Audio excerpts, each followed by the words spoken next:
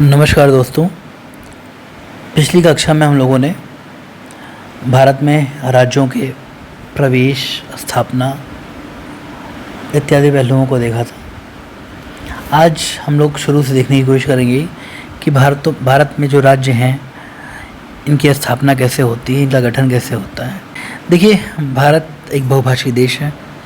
कहते भी हैं कि कोस कोस पे बदले पानी, चार कोस पे वानी। हाँ, मतलब थोड़ी थोड़ी देर पे भारत में भाषाएं बदलती जाती हैं। तो भाषाओं के आधार पर राज्यों के निर्माण की मांग बहुत पहले से चली आ रही है, आज़ादी के पहले से भी। कांग्रेस पार्टी के द्वारा भी इस मांग का समर्थन किया गया था। तो आज़ादी मिलने के साथ ही भाषाई राज्यों की मांग बहुत प्रबल हो जाती है। ठीक है, तो एक एस के धर आयोग नियुक्त किया जाता है जून 1948 में। ये कहते हैं कि देखिए, अभी अभी देश का विभाजन हुआ है, हम लोग अभी आज़ाद हुए हैं, तो वल्नरेबिलिटी बहुत ज़्यादा है। तो ऐसे में देश टूट सकता है भाषाई विभाजन होने से, क्योंकि अगर कई भाषाओं के अपने अपने गुट बन जाएंगे तो क्षेत्रवाद बढ़ जाएगा।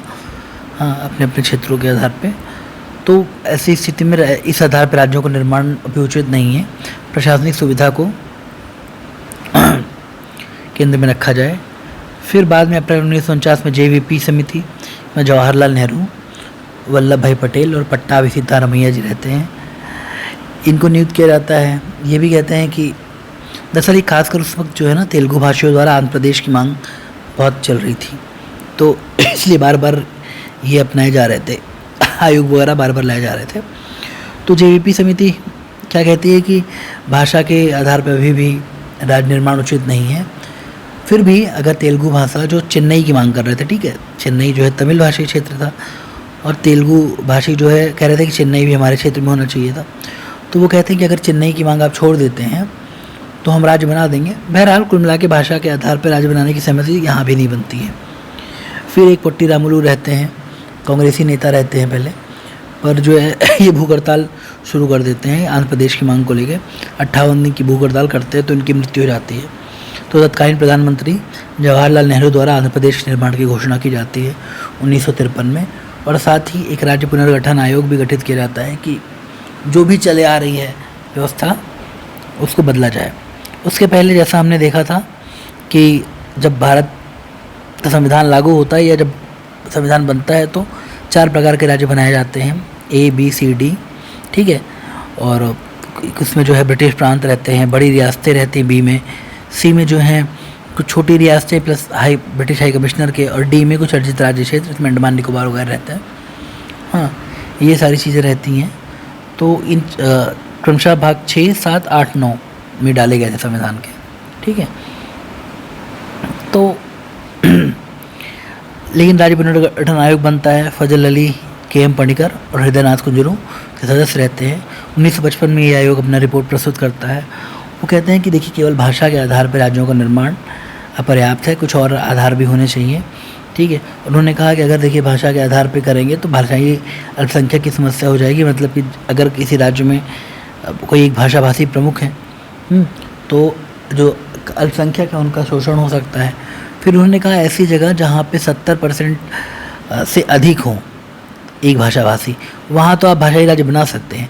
पर अगर 70% से कम हो भाषाई बहुसंख्यक, तो उससे बेहतर है कि आप द्विभाषी राज्य बनाइए। ठीक है, साथ ही वो कहते हैं कि एक राज्य एक भाषा संभव नहीं है। हाँ, साथ ही वो कहते हैं कि ABCD जो राज्यों का पैमाना है वो ख़त्म करिए, आप 2 बनाइए, राज्य और संघ राज्य क्षेत्र। ठीक है, स्टेट एंड यूटीज़। और कहते हैं कि ऐसे 16 राज्य आप बनाइए और 3 यूटीज़ का निर्माण करिए। वो ये कहते हैं कि अगर राज्यों का निर्माण होना चाहिए, केवल भाषा एकमात्र कारक नहीं होना चाहिए। देश की एकता एक व सुरक्षा सर्वप्रमुख है। उसके बाद भाषाई व सांस्कृतिक एकरूपता, साथ ही वित्तीय, आर्थिक व प्रशासनिक होना चाहिए उस राज्य निर्माण में। साथ ही जन कल्याण व संवर्धन भी एक महत्वपूर्ण बिंदु है, कारक है राज्य निर्माण का। फिर उनके कहने पे क्या होता है, राज्य पुनर्गठन अधिनियम आता है 1956 में। साथ ही 7वां संविधान संशोधन आता है। ठीक है, और क्या होता है कि 14 राज्यों सरकार द्वारा 14 राज्य और 6 केंद्र शासित प्रदेशों की मांग स्वीकार की जाती है, यूटीज़ की मांग। ठीक है, की मांग स्वीकार की जाती है। वो 16-3 कहते हैं, तो इनमें से 2 हैदराबाद और विदर्भ की मांग को अस्वीकार कर देते हैं राज्य बनाने की मांग को। तो 14 और 6 बनते हैं, ठीक है। साथ ही जैसे मैंने बताया कि जो भाग 6 के राज्य बने रहते हैं, भाग 8 के राज्य, जहाँ 6, 7, 8, 9 था, का खा गा घा या ABCD थे, तो 7 और 9 के ख़त्म कर दिए जाते हैं, बी तरीके के राज्य और डी तरीके के राज्य, और 6 वाले स्टेट बन जाते हैं, भाग 8 वाले यूटीज़ बन जाते हैं। ऐसे 14 राज्य और 6 यूटी स्वीकार हो जाते हैं। अब हम देखने की कोशिश करेंगे कि कब कौन से अन्य राज्य आते हैं, ठीक है। तो सबसे पहले जैसे मैंने कहा कि 1956 में ही राज्य पुनर्गठन एक्ट आता है और 7वें संविधान संशोधन द्वारा क्या होता है, राज्यों का व्यापक स्तर पर पुनर्गठन होता है। 14 राज्य, 6 यूटीज़ बनते हैं। 1960 में क्या होता है, देखिए बॉम्बे में गुजरात भाषा वाले और मराठी भाषा वाले काफ़ी संघर्ष चलता रहता है कि हमें भी अपने राज्य चाहिए। तो बॉम्बे का विभाजन होता है क्रमशः गुजरात और महाराष्ट्र में। गुजरात और महाराष्ट्र 2 राज्य बनते हैं बॉम्बे में से, और इस प्रकार राज्यों की संख्या क्या हो जाती है, ठीक है, एक एक्स्ट्रा गुजरात आ जाता है, तो 15-6। इसी के साथ 1961 में 10वां संविधान संशोधन आता है, ठीक है, और पुर्तगाल से छीन करके दादरा नगर हवेली एक यूटी बन जाता है। इसके पहले मैं आपको एक और इन्फॉर्मेशन दे देता हूँ, ठीक है। देखिए स्वतंत्रता के समय भारत में कुल मिला के 4 तरीके के डिवीज़न थे। एक तरीके मान सेंस में जो हमें भारत दिखाई पड़ता है, उस समय वो 4 भागों में बटे हुए थे, ठीक है। एक ब्रिटिश इंडिया था, ठीक है, जो ब्रिटिश प्रांत हुआ करते थे, और हाई कमिश्नर, चीफ कमिश्नर के प्रांत होते थे। कुछ हिस्से में पुर्तगालियों का नियंत्रण था, दमन दीव, गोवा, दादरा नगर हवेली, ठीक है, इन पे पुर्तगालियों का नियंत्रण था। कुछ फ्रेंच इंडिया था, फ्रांसीसियों का नियंत्रण था, इसमें यनम, माहे, कराईकल, पंडिचेरी, ठीक है, और कुछ रियासतें हुआ करती थी, ठीक है। और साथ ही कुछ स्वतंत्र भी क्षेत्र थे, स्वतंत्र क्षेत्र भी थे, जैसे जिन्हें बाद में जोड़ा गया, लक्षद्वीप वगैरह, ठीक। तो अगर फ्रेंच इंडिया की बात करें तो इनके पास क्या क्षेत्र थे, यनम, माहे, कराईकल, पंडिचेरी और चंदनगर में जनमत संग्रह होता है, ये बंगाल क्षेत्र में है 1948 में, और ये भारत में शामिल हो जाता है। यनम और माहे पे जनता का कब्जा हो जाता है 1954 में, ये भी भारत में शामिल होते हैं। और ऐसे 1962 में आके एक 14वां संविधान संशोधन होता है और सारे क्षेत्र जो है भारत को मिल जाते हैं। एक समझौता होता है, समझौते में क्या बात की जाती है कि पौंडीचेरी को एक आप संघराज क्षेत्र बनाइए, ठीक है, किसी और स्टेट का पार्ट नहीं बनना चाहिए, क्योंकि पौंडीचेरी पे फ्रांस का नियंत्रण था, और साथ ही एक वहाँ लेजिस्लेचर होना चाहिए, और वहाँ का अपना कल्चर की ताकि सुरक्षा हो, ये बात मान ली जाती है। और फिर पुर्तगाली क्षेत्रों की बात जहाँ करें तो पुर्तगाल कहते जो है गोवा को अपना प्रांत घोषित कर देता है, और 1954 में इसमें क्या होता है, तो समस्या जो आती है 1954 में दादरा नगर हवेली पे जनता कब्जा कर लेती है, कोई दिक्कत नहीं, पुर्तगाल जाता है अंतर्राष्ट्रीय न्यायालय में। 1961 में भारत गोवा पे कब्जा करता है, कहते हैं, और 1961 व 62 में 10वें 12वें संविधान संशोधन से भारत में शामिल हो जाता है। फिर ब्रिटिश इंडिया से तो भारत 15 अगस्त 1947 में आज़ाद हो ही जाता है।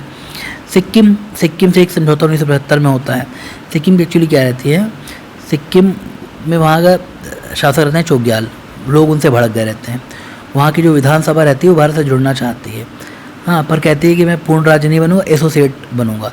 तो 35वें संविधान संशोधन द्वारा सिक्किम को एसोसिएट स्टेट का दर्जा दिया जाता है, और संविधान में आर्टिकल 2A जोड़ा जाता है, हाँ, उसमें लिखा रहता है कि सिक्किम जो है भारत का सहयोगी राज्य होगा। पर फिर लगता है कि नहीं यार, कुछ बातें ठीक नहीं हैं, हाँ। और इसमें क्या रहता है इसके अंतर्गत कि विदेश नीति, संचार, मुद्रा, ये सारे भारत के हाथ में दे देते हैं, सिक्किम के हाथ में। पर लगता है कि नहीं, ये ठीक नहीं है। वो फिर 36वां संविधान संशोधन फिर होता है, आर्टिकल 2A समाप्त हो जाता है, और सिक्किम पूर्ण रूपेण भारत का एक स्टेट बन जाता है, ठीक है। और आर्टिकल 371F जोड़ा जाता है, और सिक्किम को विशेष राज्य का दर्जा दिया जाता है, ठीक है। तो कोई दिक्कत नहीं। अब फिर से हम देखते हैं उसको, जैसा हम यहाँ देख रहे थे कि 1961 में 10वां संविधान संशोधन होता है। दादर नगर हवेली जो है वो भारत का यूटी बन जाता है। अब 15-7 हो गई संख्या। 1962 में 12वें संविधान संशोधन से गोवा और दमन दीव ये भी पुर्तगाल से प्राप्त होकर यूटी बनते हैं, और 15 और 8 हो जाता है स्टेट और यूटी की संख्या क्रमशः। 1962 में 13वां संविधान संशोधन होता है। असम एक पूरा जो है नॉर्थ ईस्ट में पूरा बड़ा एरिया अकेला रहता है, एक स्टेट। नागालैंड उससे अलग होकर अलग स्टेट बन जाता है। और क्रमशः 16 स्टेट और 8 यूटीज़ हो जाते हैं। ठीक है। 1962 में 14वें संविधान संशोधन से पौंडीचेरी जो है फ्रांस से मिलता है और वो एक यूटी बन जाता है। इसमें विधानसभा होगी अपनी पर्सनल, और 16 और 9 ये रहता है। फिर 1966 में 18वां संविधान संशोधन होता है और पंजाब पुनर्गठन एक्ट होता है। तो पंजाब राज्य जो है पंजाबी भाषी और एक हिंदी भाषी हरियाणा में, साथ ही एक चंडीगढ़ यूटी बन जाता है। तो 17 स्टेट और 10 यूटीज़ हो जाते हैं। इसी बीच जो है 1969 में प्रधानमंत्री इंदिरा गांधी जो है क्या करती है कि मेघालय को ही राज्य के भीतर राज्य एक स्वशासी राज्य का दर्जा देती हैं, असम के अंदर ही। तो अभी इसको राज्य में काउंट नहीं करेंगे। ठीक है। तो 1970 में क्या होता है, हिमाचल प्रदेश जो यूटी रहता है वो राज्य बन जाता है। तो ये 18 स्टेट और 9 यूटीज़। 1971 में उत्तर पूर्व पुनर्गठन एक्ट आता है, नॉर्थ ईस्ट के स्टेट्स का। तो जो मणिपुर और त्रिपुरा पहले यूटी रहते हैं ये राज्य बन जाते हैं। ठीक है, 2 राज्य ये बढ़ गए।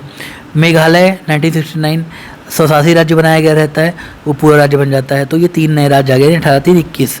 और साथ ही असम से अलग करके अरुणाचल और मिजोरम को अलग करके अलग अलग यूटीज़ बन जाते हैं। तो यहाँ पे 2 यूटीज़ मणिपुर त्रिपुरा गए थे, तो 2 नए यूटी आ गए और 3 नए राज्य आ गए, तो 21 और 9 संख्या हो गई। ठीक है। साथ ही फिर 1974-75 में पहले 35वें से सहयोगी राज्य बनता है सिक्किम, 36वें से प्रॉपर राज्य बन जाता है। तो सिक्किम भारत का हिस्सा बनता है, राज्य बनता है। तो 22वां स्टेट बनता है सिक्किम, और 9 यूटी अपने बराबर अभी भी उतना ही है। 1986 में फिर उत्तर पूर्व पुनर्गठन एक्ट आता है। अरुणाचल जो एक यूटी रहता है, अरुणाचल प्रदेश राज्य बन जाता है। मिजोरम जो एक यूटी रहता है वो मिजोरम राज्य बन जाता है। हाँ, तो 24 राज्य और 7 यूटीज़ इस समय मौजूद 86 में।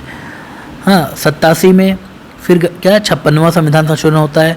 इसमें गोवा दमन दीव जो यूटी रहते हैं वो टूटते हैं, गोवा एक राज्य के रूप में और दमन दीव एक यूटी के रूप में स्थापित होता है।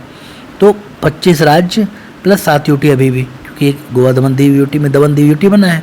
तो 25 राज्य 7 यूटीज़ यहाँ पे हैं। फिर 2000 में क्या होता है, मध्य प्रदेश, ठीक है, पुनर्गठन अधिनियम आता है। मध्य प्रदेश एमपी और छत्तीसगढ़ में टूटता है 2 राज्यों में। तो 26 राज्य 7 यूटी।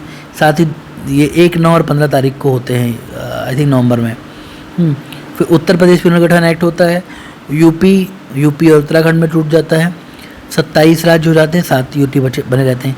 2000 में बिहार, 2000 में ही बिहार और झारखंड में टूटता है। अब 28 राज्य और 7 यूटीज़ बनते हैं। 2014 में आंध्र प्रदेश पुनर्गठन अधिनियम आता है, तो थोड़ा एक संविधान संशोधन भी आता है। आंध्र प्रदेश राज्य जो है आंध्र प्रदेश और तेलंगाना में टूटता है। राज्यों की स्थिति 29 और 7। 2019 में क्या होता है, जम्मू कश्मीर और लद्दाख दोनों यूटीज़ बनते हैं। हाँ, और राज्यों की संख्या क्या होती है 28 और 9 यूटीज़।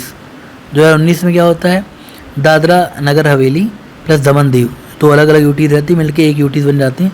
और वहीं 28 राज्य 8 यूटीज़ जो वर्तमान में स्थिति है। ठीक है।